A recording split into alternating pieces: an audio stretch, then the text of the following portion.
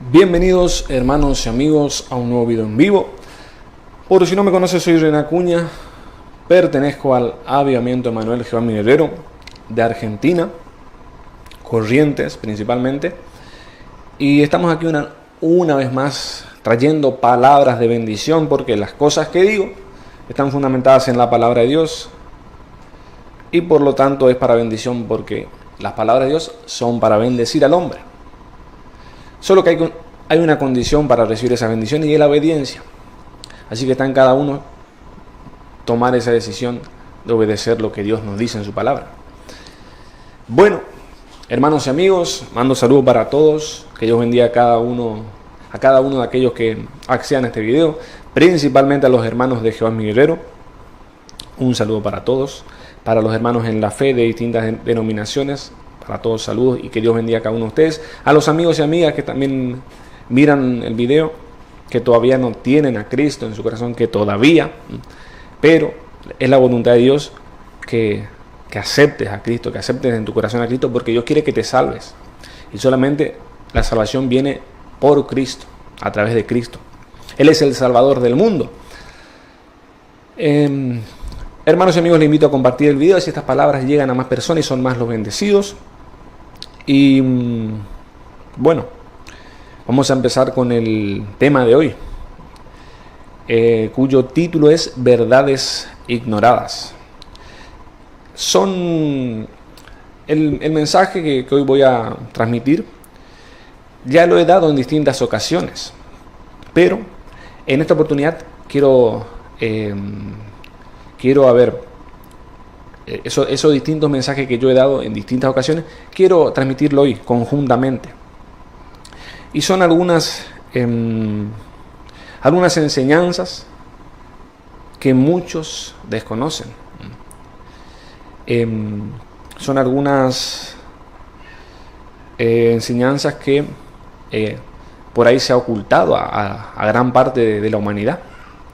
Pero en realidad no está oculto, porque está en la palabra, está en la Biblia. Pero mucha gente ignora esto, por eso el título Verdades Ignoradas. Mucha gente ignora estas cosas que yo voy a compartir ahora. Es que tenemos que hablar la verdad. Nosotros somos de la verdad, nosotros somos de Jesucristo. Jesús es la verdad. Por lo tanto, nosotros tenemos que hablar la verdad. La palabra es la verdad. Tenemos que hablar la palabra, porque la palabra trae bendición, la palabra liberta, la palabra edifica, la palabra salva, la palabra trae sabiduría, inteligencia, muchas bendiciones. Esto trae bendición a muchas vidas, a todos aquellos que la reciban. Así que por lo tanto, ya que amamos al prójimo, tenemos que hablar la palabra, tenemos que hablar la verdad. Y por ende, ya que el que es de Cristo es de la verdad, porque Cristo es de la verdad, porque Cristo es la verdad. Entonces somos de la verdad y amamos la verdad y nos gusta la verdad. Por lo tanto, estamos en contra de la mentira. Estamos en contra de la mentira, estamos en contra del pecado como Dios, estamos en contra de la maldad, estamos en contra de la injusticia. Así que por ende estamos en contra de gran parte del mundo, ya que el mundo es un mundo cruel y malo, en su mayoría, no todo, por supuesto. Por eso es que el mundo rechazó a Cristo, por decirlo así, porque Cristo testificaba sobre la maldad de este mundo. Y así también pasa con aquellos que somos seguidores de Cristo. No podemos tener una amistad con el mundo, ya que el mundo es inclinado al pecado. Pero el hombre de Dios no tiene temor. El hombre de Dios tiene fe. Nosotros tenemos fe. La fe vence el temor. Tenemos el amor de Dios. El amor de Dios vence el temor. Aunque a veces podemos fallar por causa de nuestra imperfección, pero Dios no falla.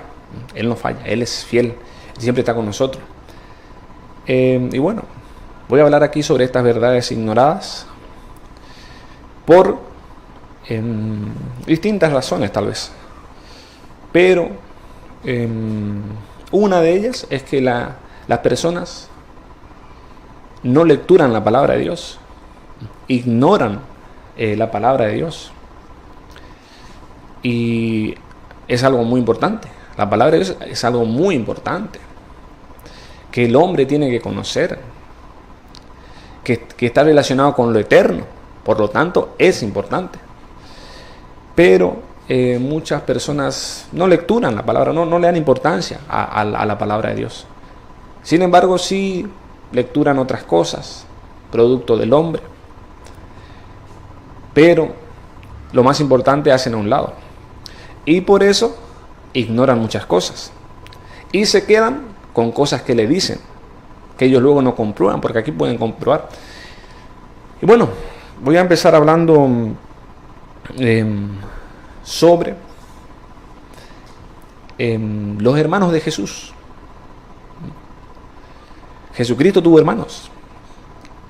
Muchas personas ignoran esto. Muchas personas no creen esto. Pero la palabra de Dios, la Biblia, claramente nos muestra que el Señor Jesucristo tuvo hermanos. Hermanos de parte de María, de parte de José. Así que vamos a ir viendo los versos que demuestran esta realidad. Bueno, pasamos a este verso que dice: aconteció que cuando terminó Jesús estas parábolas, se fue de allí y venido a su tierra, les enseñaba en la sinagoga de ellos, de tal manera que se maravillaban y decían: ¿de dónde tiene esta sabiduría y estos milagros? Esto ocurrió en Nazaret. Esto ocurrió en Nazaret, de donde era Jesús, porque Jesucristo era de Nazaret. Esto ocurrió ahí. Y los versos siguientes dicen: ¿no es este el hijo del carpintero? ¿No se llama su madre María y sus hermanos Jacobo, José, Simón y Judas? ¿No están todas sus hermanas con nosotros? ¿De dónde pues tiene todas estas cosas? Bueno, hay unos versos que claramente demuestran que Jesús tuvo hermanos y hermanas. Así que por lo tanto no podemos nosotros decir que con estos versos la Biblia se está refiriendo a los discípulos, porque también habla de las hermanas. Habla del padre, el carpintero, habla de la madre, habla de los hermanos y hermanas. Así que ahí hay un verso claro que enseña que Jesús tuvo hermanos, tuvo hermanas. Y no está mal. ¿Por qué está mal? ¿Por qué estaría mal eso? No está mal. Pero el mundo, el hombre, ha hecho que esto se vea como algo malo. Pero eso no está mal. Es algo que natural. Entonces ahí vemos un verso. Tenemos un verso ahí que nos habla de que Jesús tuvo hermanos y hermanas. Otro verso dice, es sobre el mismo caso, dice: ¿no es este el carpintero, hijo de María, hermano de Jacobo, de José, de Judas y de Simón? ¿No están también aquí con nosotros sus hermanas? Y se escandalizaban de él. Bueno, ahí tenemos otro verso. Primero veamos del Evangelio de Mateo, sí. Luego el Evangelio de Mateo nos habla de esto, de los hermanos y hermanas de Cristo. Pero también el apóstol Marcos también habla sobre lo mismo. Así que hay dos personas ya testificando sobre que Jesucristo sí tuvo hermanos y hermanas. Entonces ahí tenemos un ejemplo. Ahí tenemos un ejemplo. Esto ocurrió en Nazaret, donde todos conocían a Jesús. Pues ellos eran de ahí. Conocían a su familia. Así que es lógico, lo que acontece ahí es lógico. Y se sorprenden de Jesús porque Jesús se manifiesta en ese momento. En ese momento inicia su ministerio. Él, por lo visto, había tenido un bajo perfil hasta ese tiempo, y ahí se manifestó, ahí empezó a manifestar su ministerio y el poder que él tenía, el poder del Espíritu Santo. Otros versos que hablan de que Cristo tuvo hermanos son los siguientes. y dice así. Estaba cerca la fiesta de los judíos, la de los tabernáculos, y le dijeron sus hermanos, sal de aquí y vete a Judea, para que también tus discípulos vean las obras que haces. Claramente no se refiere a los discípulos. Porque acá los hermanos le dicen, sal de aquí y vete a Judea para que también tus discípulos vean las obras que haces. Claramente, cuando aquí la Biblia menciona a hermanos, no se refiere a discípulos, no se refiere a los discípulos de Jesús. Porque los discípulos de Jesús siempre andaban con él. No le van a decir, vete tú solo, nosotros nos quedamos acá. No. Acá son hermanos de parte de María, de parte de José, que están diciendo a Jesús, vete a Judea y que tus discípulos vean las obras que hacen. Entonces, he aquí otro verso que menciona que Jesucristo literalmente tuvo hermanos. Otro verso dice, bueno, este verso siguiente dice, los versos siguientes son estos, dice, porque ninguno que procura darse a conocer hace algo en secreto. Si estas cosas haces, manifiéstate al mundo. Esto le dijeron sus hermanos, porque ni aun sus hermanos creían en él. Esas cosas le dijeron sus hermanos. Que se vaya a Judea, que muestre las obras a sus discípulos, que se manifieste, que no haga las cosas en secreto, sino que la hagan público para que sea a conocer al mundo. Eso le decían sus hermanos. Pero vemos lo que dice, entendemos esa actitud. Entendemos esa actitud de menosprecio tal vez con Cristo, de parte de sus hermanos. Porque luego dice que ellos no creían en él.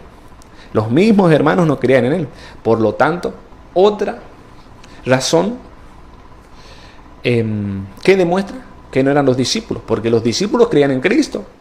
Los discípulos creían que Cristo era el Mesías. Por eso creían en él, por eso estaban con él. Así que por lo tanto, cuando dice hermanos, no se trata de los discípulos, porque los hermanos de Jesús, de sangre, de parte de María y José, no creían en Cristo. Pero los discípulos sí creían en Cristo. Por eso le seguían a él, por eso estaban con él. Por eso no le abandonaron. Salvo caso, la noche que fue capturado. Entonces hay otro verso que demuestra que Jesucristo tuvo hermanos. Otros versos que no hablan sobre esto. A ver. Bueno, aquí dice.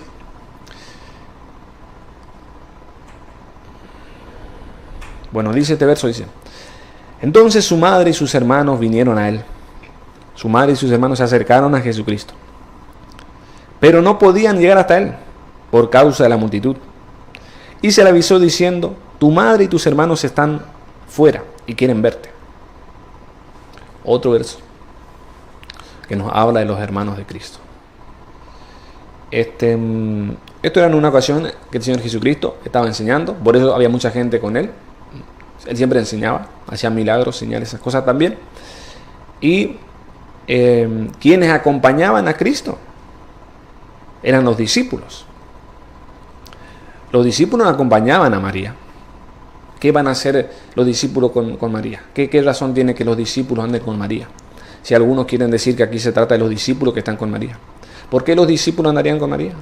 Los discípulos tienen que andar con su maestro. Su maestro es Jesucristo.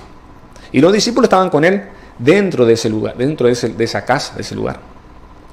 Pero ahí vemos que vino la madre de Jesús, vino María y sus hermanos. Querían hablar con Cristo. Otro verso nos habla sobre este caso. Otro evangelio dice, Jesús dijo, con respecto a esto dijo, él entonces respondiendo les dijo, mi madre y mis hermanos son los que oyen la palabra de Dios y la hacen. Ahí tenemos un verso que claramente nos enseña otra cosa. Que ¿quiénes son los hermanos de Jesucristo? Aquellos que hacen la voluntad, aquellos que oyen la palabra de Dios y la ponen por obra. Esos son hermanos de Jesucristo. O sea, esos son hijos de Dios. Los que escuchan la palabra de Dios y la ponen por obra. Bueno, pero esa no es la enseñanza en este momento. Otro verso que habla en relación a esto que estoy diciendo que dije anteriormente es el siguiente y dice: mientras él aún hablaba a la gente, he aquí su madre y sus hermanos estaban afuera y le querían hablar. Y le dijo uno: he aquí tu madre y tus hermanos están afuera y te quieren hablar. Respondiendo él al que le decía esto, dijo: ¿quién es mi madre y quiénes son mis hermanos? Y extendiendo su mano a sus discípulos, dijo: he aquí mi madre y mis hermanos. ¿Ven? Esto es sobre el mismo caso que mencioné anteriormente. Jesús estaba con sus discípulos dentro de la casa. Así que por lo tanto, quienes estaban afuera era su madre y sus hermanos, de parte de madre y padre. Entonces, hermanos y amigos, Jesucristo tuvo hermanos. La Biblia claramente lo expresa, claramente lo podemos apreciar en estos versos. Mucha gente no cree esto. Cuando está tan claro acá en la palabra, no creen, no quieren entender eso. Pero si acá Dios lo dice claramente. La palabra dice que Dios no es Dios de confusión. Eso está claro ahí. O sea, Dios no va a querer confundir a la humanidad con su palabra. Dios no es Dios de confusión, dice. Si hubiesen sido primos, como dicen algunos, hubiese puesto primo. ¿Por qué Dios va a querer confundirnos? Dios no es Dios de confusión. Puso hermanos porque son los hermanos. Y se entiende. Y no tiene nada malo. ¿Por qué es malo que Cristo tenga hermanos? ¿Qué tiene de malo? Bueno, sigamos. Otra verdad que muchos ignoran y está relacionado con esto. Y tal vez a algunos amigos y amigas les moleste esto, se ofendan, porque tienen su creencia, su religión. Pero yo tengo que hablar la verdad. Si yo soy un seguidor de Jesucristo, que es la verdad, yo tengo que hablar la verdad. Por obediencia a Dios y por amor a la gente. Por amor al prójimo tengo que hablar la verdad. Mi intención no es ofender. Mi intención es demostrar la verdad, hacer conocer la verdad. Y bueno, lo que voy a decir es que en relación con lo que estaba diciendo anteriormente, que si el Señor Jesucristo tuvo hermanos, eso quiere decir que María, la madre de Jesús, no fue siempre virgen. Es lógico, si tuvo hermanos Jesucristo, si tuvo hijo María, quiere decir que no fue siempre virgen. Y por los versos anteriores, por lo dicho anteriormente, ya entendemos eso, ¿no? Queda claro eso. Y vemos otros versos que demuestran lo dicho anteriormente y que demuestran que la madre de Jesús no fue siempre virgen. Y vamos con el verso. Dice: y despertando José del sueño, hizo como el ángel del Señor le había mandado y recibió a su mujer, pero no la conoció hasta que dio a luz a su hijo primogénito y le puso por nombre Jesús. Bueno, acá tenemos dos cosas. En estos versos tenemos dos puntos importantes. Primero, dice que no la conoció. Que José no la conoció a María. ¿Qué significa esto? No es que no la haya conocido así como fuera físicamente, ni quién ella fuere. Porque claramente que le conocía, claramente que se conocían. José y María estaban comprometidos, claramente que se conocían. Entonces, ¿cómo dice que no la conoció? ¿A qué se refiere con que no la conoció? Bueno, ahí se refiere a que todavía no tuvieron intimidad, relación íntima. Eso es lo que significa el término conocer. En distintas partes de la Biblia, la expresión no la conoció o conocer significa tener intimidad, tener relación íntima con la pareja. Porque es lógico. ¿A qué se va a referir? Dice, Y despertando José del sueño, hizo como el ángel del Señor le había mandado y recibió a su mujer. Pero no la conoció hasta que dio a luz. ¿A qué entonces se refiere? ¿Cómo que José no la conoció? Claro que la conocía María. Claro que la conocía físicamente. Pero, por lo tanto, no se refiere a conocer físicamente a una persona. Reitero, la palabra acá, el término conocer, en este verso bíblico y en distintos versos bíblicos, se hace referencia a la relación íntima. Ese como primer punto en este verso. Después dice, hasta que dio a luz a su hijo. Esto para mí es clave. Hasta que dio a luz a su hijo primogénito. Amigos y amigas, no se ofendan conmigo. En todo caso, si se ofenden, amigos y amigas, se están ofendiendo con Dios, porque es lo que Dios dice. Entonces aquí dice, reitero, dice, pero no la conoció hasta que dio a luz a su hijo primogénito. O sea, Jesús fue el hijo primogénito de María. Por ende, fue el primer hijo, ya que primogénito es el primer hijo. Es el hijo mayor. No es otra cosa, es si es unigénito. Ahí ya es único hijo. Pero acá claramente la Biblia dice que Jesús fue el primogénito, el primer hijo. Así que esto también viene a demostrar que Jesús también tuvo hermanos. Hay otro verso que avala esa idea. Otro verso ahora habla sobre lo mismo, dice. Está en Lucas, dice, y aconteció que estando ellos allí, se cumplieron los días de su alumbramiento, y dio a luz a su hijo primogénito, y lo envolvió en pañales, y lo acostó en un pesebre, porque no había lugar para ellos en el mesón. Bueno, tanto en Mateo como en Lucas, habla de que Jesús fue el hijo primogénito. Dios mismo, porque esto es palabra de Dios. Esto no es invento mío, no es lo que yo estoy acá sacando de mi mente, de mi imaginación, no, esto es palabra de Dios. Yo aquí transmito la palabra de Dios, me baso en la palabra de Dios. Esto es lo que Dios dice. Dios dice que el Señor Jesús fue el hijo primogénito, por ende, el primer hijo. Y se relaciona entonces con los versos, estos versos avalan lo dicho anteriormente, los versos anteriores, de que Jesús sí tuvo hermanos, de que María y José tuvieron hijos, y no tiene nada de malo. Si la intimidad en una relación es algo que Dios mandó, es algo que Dios permitió, no está mal. ¿Cómo usted nació? ¿Cómo usted, amigo y amiga, usted llegó al mundo?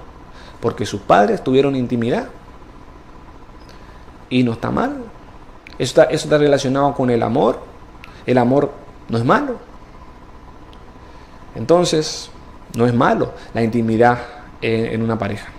Siempre y cuando sea correcta. Siempre y cuando sea con una persona correcta también. Porque la Biblia habla de inmoralidad sexual, que está mal. Pero sabemos que José y María eran personas justas. Por eso Dios había elegido esas personas. José y María eran personas justas. Eran personas justas. Dignas personas, dignas de imitar, ¿no es cierto? Pero el hombre más importante, ¿quién es? ¿Quién es la persona más importante en el mundo? Es Jesucristo. ¿Quién murió por nosotros? Jesucristo. La persona más importante es Jesucristo, amigo, amiga. Él es la persona más importante. Él murió por nosotros. María no murió por nosotros, fue una gran mujer, una gran sierva de Dios. Yo no voy a hablar mal de María porque fue una mujer digna, una mujer ejemplar. Pero ella no murió por nosotros. Pedro no murió por nosotros. Pablo no murió por nosotros. Juan no murió por nosotros. El que murió por nosotros, amigo y amiga, es Jesucristo. A Él hay que adorarle. A Él hay que adorarle si Él murió por nosotros. Él es la persona más importante. Él es aquel que Dios mandó. Pero mucha gente está errando. Están adorando otras cosas. Y no a Jesucristo, a quien hay que adorarle. Lo dice la palabra. Otro punto más que quiero tocar aquí es que solo hay un mediador. Solo hay un mediador entre Dios y los hombres.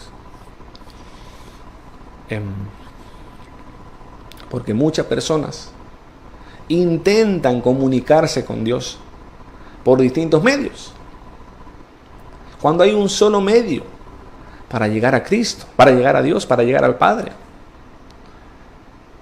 Entonces ahí la gente está errada, está equivocada. Y yo quiero transmitirles la verdad. La palabra es verdad. Y que hay un solo mediador.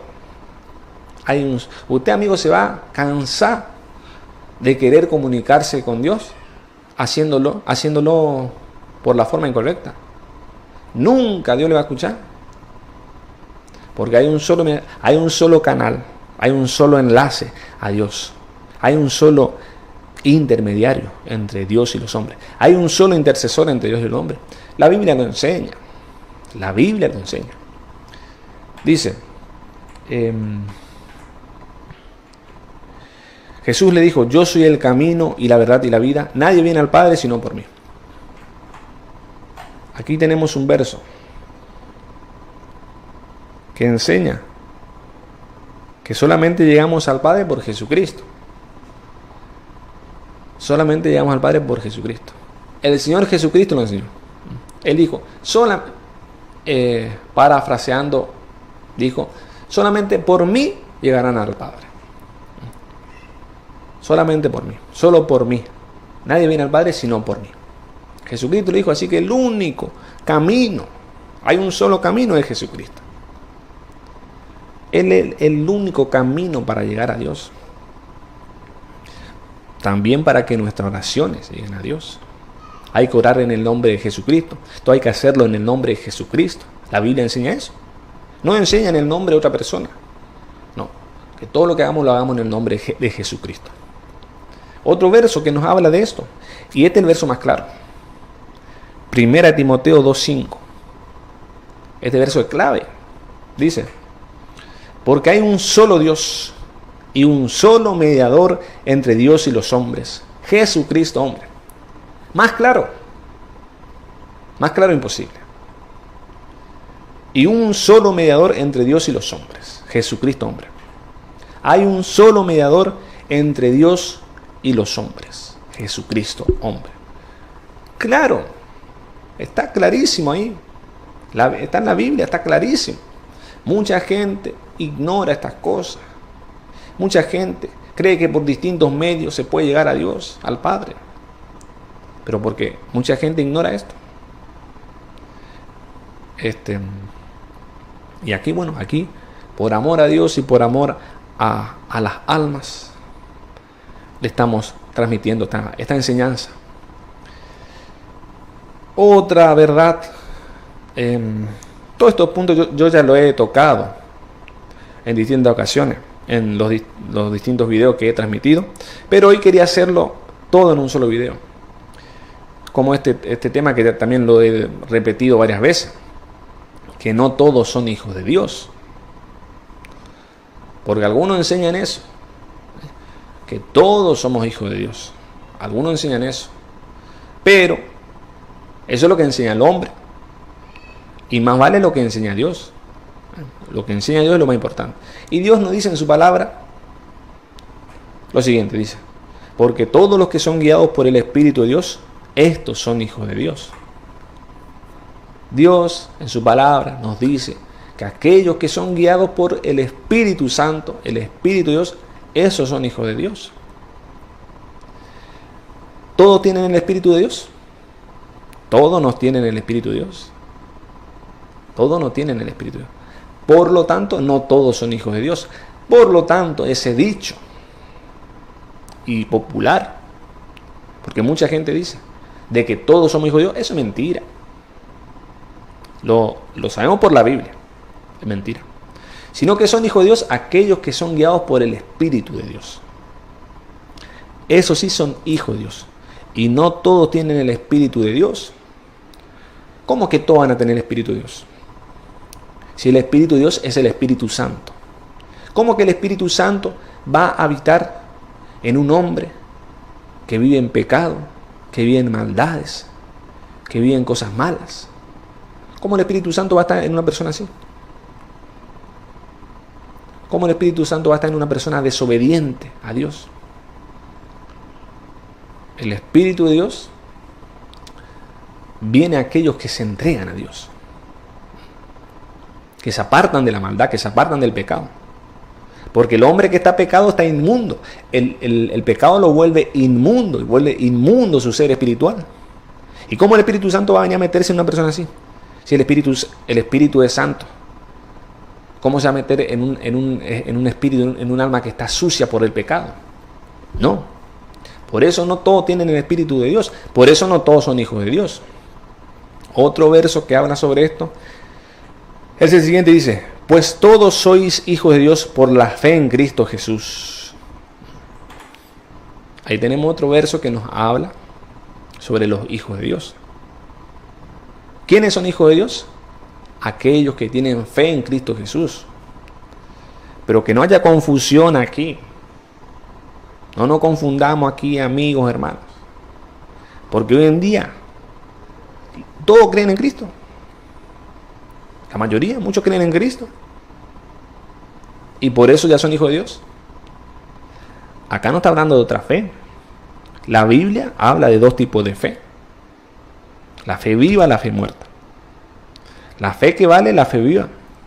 Aquella fe que se refleja en nuestra forma de vivir. Esa es la fe viva. Esa es la fe que Dios acepta. No la fe muerta, porque todos creen. La Biblia dice, hasta los demonios creen. ¿Y si los demonios creen, son hijos de Dios? No. Aquellos que tienen esa fe viva, que yo ya lo he hablado muchas veces, esos son hijos de Dios. Aquellos que creen en Cristo y viven para Cristo. Así que aquellos que tienen fe en Cristo Jesús, una fe viva, esos son hijos de Dios. No todos tienen esa fe. Muchos preguntamos a distintas personas y seguramente nos dicen: sí, yo creo en Cristo. Ahora, si vemos cómo viven en desobediencia a Dios, viven alejados de Dios, no obedecen a Dios, y esa fe es una fe muerta y no le va a salvar. Por ende, esa persona no es un hijo de Dios. Entonces aquí aprendemos dos cosas. Que para ser hijo de Dios tenemos que tener una fe viva y tenemos que tener el Espíritu Santo. Esto, por ende, se hace, amigo, si usted quiere tener esa fe viva, si usted quiere tener el Espíritu Santo, tiene que creer en Cristo y vivir esa fe y vivir de acuerdo a Jesucristo. Ahí usted tendrá esa fe viva que lo hará hijo de Dios. Ahí usted recibirá el Espíritu Santo y se hará un hijo de Dios. Otro punto que quiero tocar es sobre el bautismo. Sobre el bautismo en las aguas. Porque hay dos tipos de bautismo que ya lo he hablado yo. La Biblia lo enseña. Está el bautismo de Juan, el bautismo en las aguas, también denominado en la Biblia como bautismo de arrepentimiento. Y está el bautismo de Jesucristo. Jesucristo vino a bautizar en Espíritu Santo y fuego. Esos dos bautismos existen. No solo bautismo en las aguas. Un bautismo se realiza por decisión propia.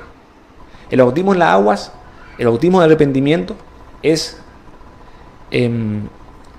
para que una persona realice el bautismo en el agua, tiene que tomar esa decisión. El segundo ya es de Jesucristo. Es el Señor Jesús que decide: esa persona está preparada, le voy a dar mi espíritu. Entonces, quiero hablar sobre el bautismo en las aguas. El bautismo en las aguas, también denominado bautismo de arrepentimiento, que enseña la Biblia, es para personas conscientes, que tengan determinada conciencia, que tengan una determinada edad, que ya puedan pensar y que ya se puedan arrepentir, porque es un bautismo de arrepentimiento. Es aquella persona que se arrepiente de su vida pecaminosa y se vuelve a Dios. Toma esa decisión. Es el bautismo que enseña la Biblia. Ahora, un recién nacido, con todo respeto, amigo y amiga, ¿de qué se va a arrepentir? Si no hizo nada malo, si no puede pecar, si es un niño, un recién nacido. Y también cómo va a tomar la decisión, porque ese bautismo es de decisión personal. Uno decía, se arrepiente y se entrega a Dios. Veamos con la Biblia. Esto es sobre Juan el Bautista, quien hacía el bautismo en las aguas.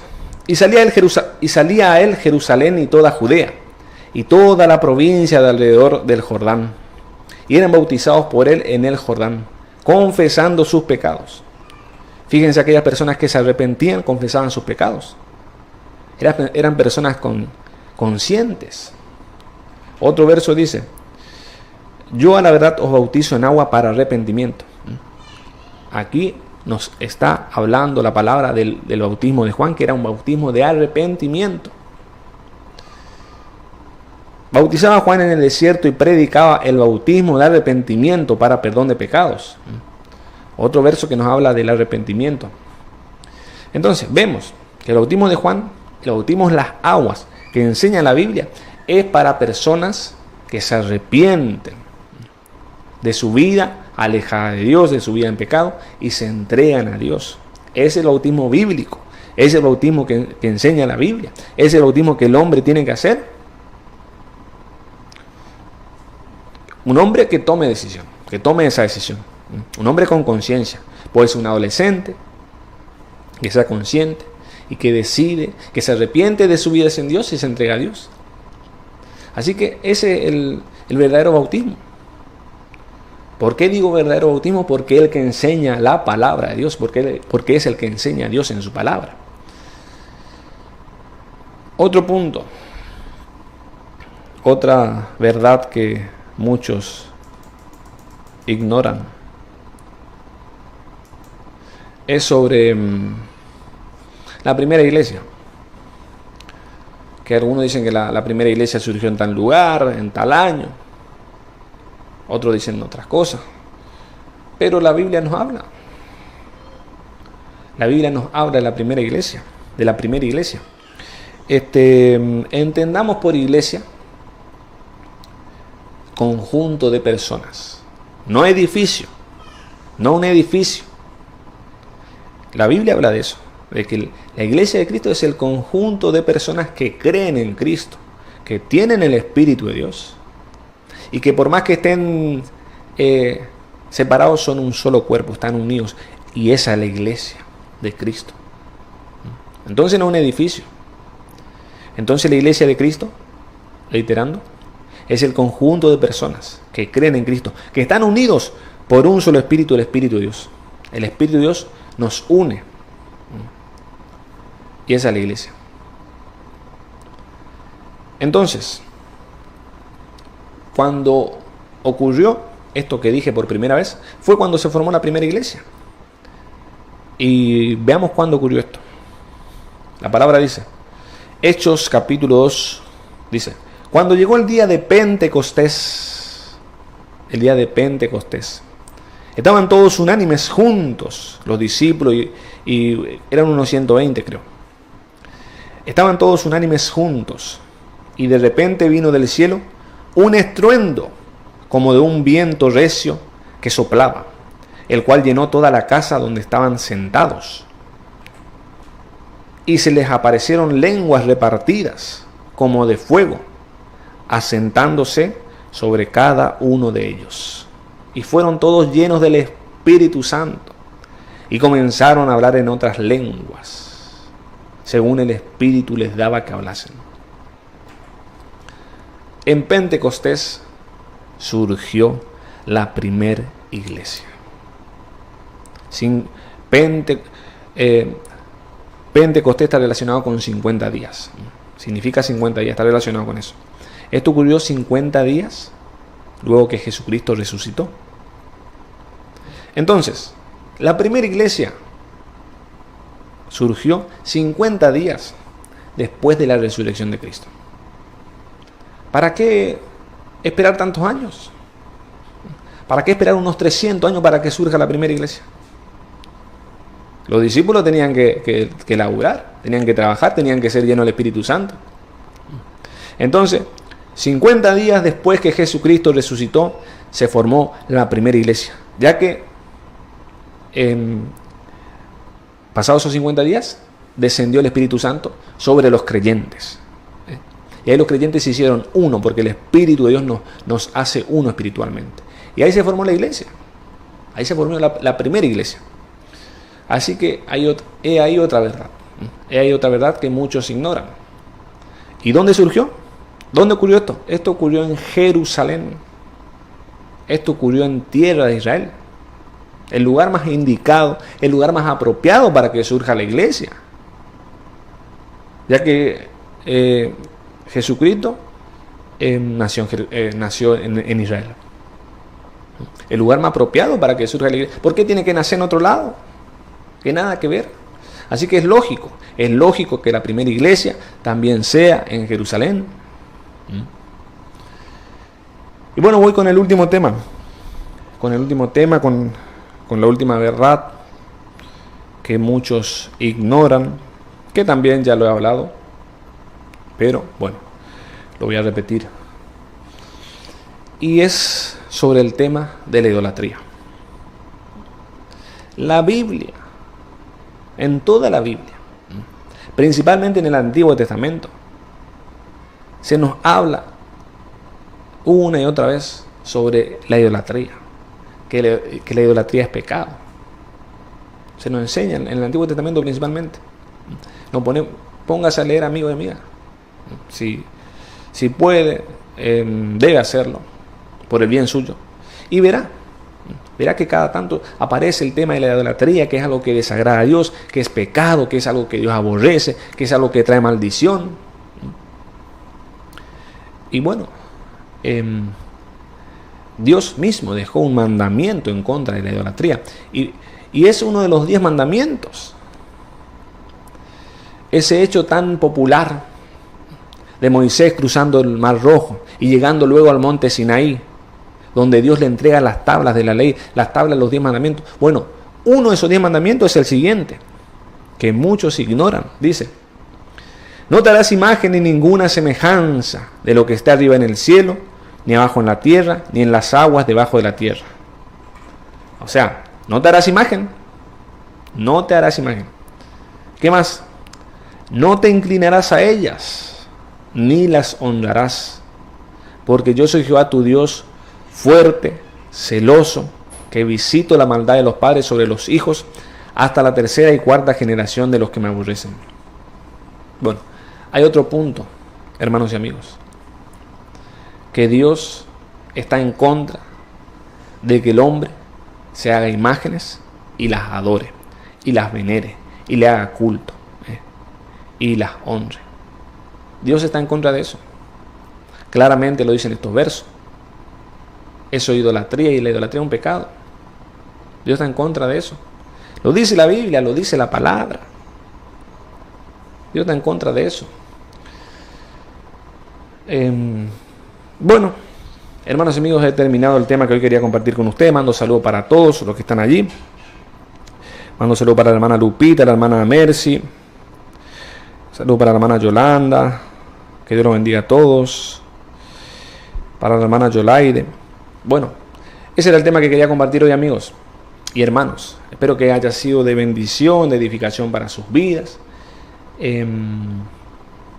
Y bueno, voy a dar gracias a Dios como siempre por la transmisión. Padre amado, poderoso, Padre Santo, en el nombre de Jesucristo, Padre amado, le doy gracias, Padre Santo, por esta transmisión, Padre Santo poderoso. Sean edificadas y sean bendecidas todas aquellas personas que accedan a este video, Padre amado poderoso. Es decir, la tierra, principalmente aquellos que todavía no han aceptado a Cristo, Padre, que sean aceptando a Cristo en sus vidas y que alcancen la salvación del alma, que es lo más importante. Bueno, me estoy olvidando de algo. Yo siempre comparto el mensaje más importante, que es el de salvación. Así que voy a hacerlo eso. Amigo, amiga, usted que no tiene a Cristo, debe aceptar a Cristo. Amigo, amiga, debe aceptar a Cristo, porque teniendo a Cristo en nuestra vida se soluciona el gran problema del hombre, que es el pecado. El pecado es un gran problema porque el pecado nos separa de Dios. Dios rechaza el pecado. Dios aborrece el pecado. A Dios no le gusta el pecado. Y una persona con pecado no puede tener comunión con Dios. Así que es un gran problema. Pero el peor problema es morir con pecado. Porque el hombre que muere con pecado no podrá entrar al reino de los cielos. Porque el pecado vuelve inmundo al hombre. Vuelve su alma inmunda. Y dice la palabra en Apocalipsis 21 dice que nada inmundo entrará al reino de Dios. Así que con pecado no se puede entrar al reino de Dios. Por lo tanto, todo aquel que muere con pecado no podrá entrar al reino de Dios, sino que irá a la condenación eterna. Así que el pecado, amigo y amiga, es un gran problema y le invito a que lo solucione. Es algo urgente, no puede dejar para mañana porque usted no sabe qué será el día de mañana. Así que, amigo y amiga, le invito a que acepte a Jesucristo en su vida y así sus pecados serán borrados, y así sus pecados serán perdonados, y así sus pecados serán limpiados, porque la sangre de Cristo es lo único que limpia el pecado del hombre. Así que, amigo y amiga, acepta a Cristo. Es la mejor decisión que puede tomar el hombre. Acepta a Cristo y así usted podrá limpiarse sus pecados y podrá tener comunión con Dios. Dios lo podrá recibir. Y lo más importante, tendrá vida eterna en el reino de los cielos y se escapará del castigo eterno. Espero que tome esa decisión. Es la mejor decisión que puede tomar el hombre. Bueno, hermanos y amigos, será hasta la próxima, será hasta el próximo domingo, si Dios así quiere, si Dios lo permite. Y también en esta semana, si Dios quiere, nos estaremos viendo con algún video en vivo por Facebook. Saludos, Dios los bendiga, hermanos y amigos. Adiós.